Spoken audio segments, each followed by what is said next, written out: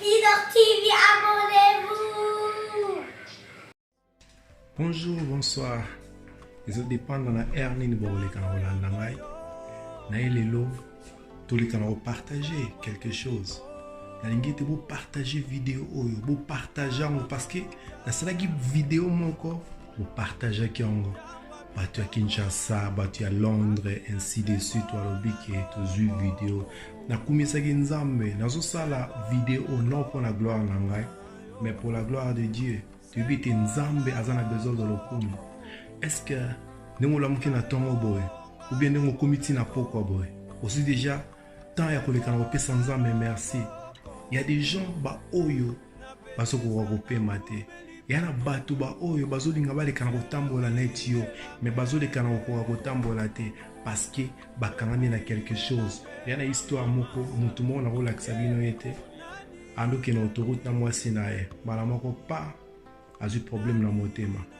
Et jusqu'à présent, cet homme a eu par la vie. Mais, na relaxa bino machine o ezole kana ko sala été. Mutu ana le kana ko pema. Et na relaxa bino linga mutu ana te. Je veux que vous puissiez voir, regardez un peu. Ah, on se toujours le kana ko tala.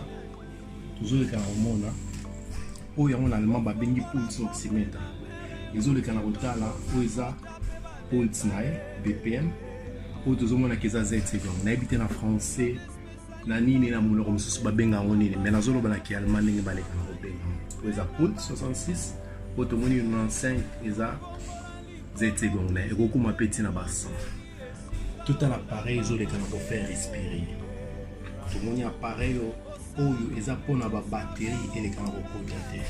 Ce qui to matin ke likolo oyo eza parce que biso etant que bateau to le kana ko pema. Et moto le kana ko pema, il faut le kana kozala mwa ke moto. Ce que le connait ngo chauffer, mon pepo ezo uta na appareil oyo. Appareil oyo pour que le kana ko kota bona ale kana ko pema. Tout le monde appareil oyo on bazo benga appareil respiratoire. Appareil respiratoire ezo le kana ko pema, c'est tout le monde ndenge ezo le kana ko pomper. A ezo l'accès biso ba poumon. Ngate so bozo mona. A ezo l'accès biso poumon. Yango ezo sala ezo l'accès biso ba ligne.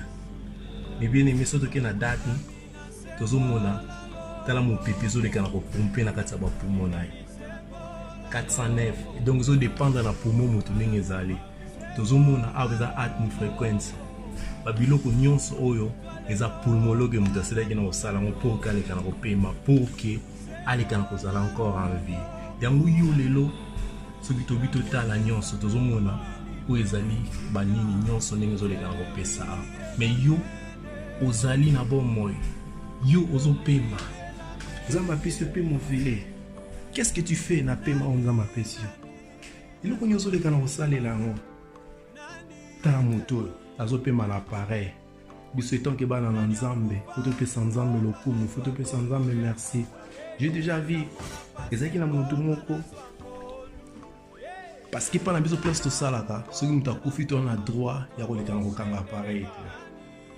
Si docteur a lekana ya apo kanyo. Si que l'on a constaté ga ezala nini.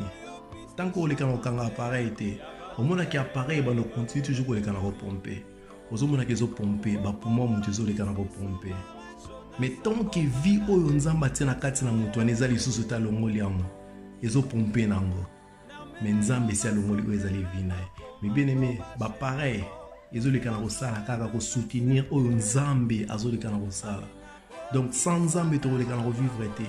Sans nzambe eloko moko ekolekana ko lekate.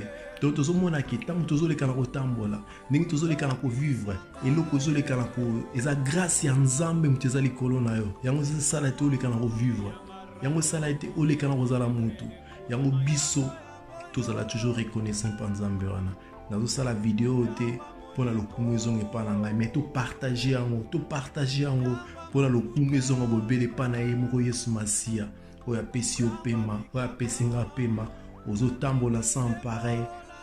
Ozo pema sans pareil, ming baza kutu balamuki na tongo, on a pressé moi kuna de kana okum satan nzambe 1 minute zate.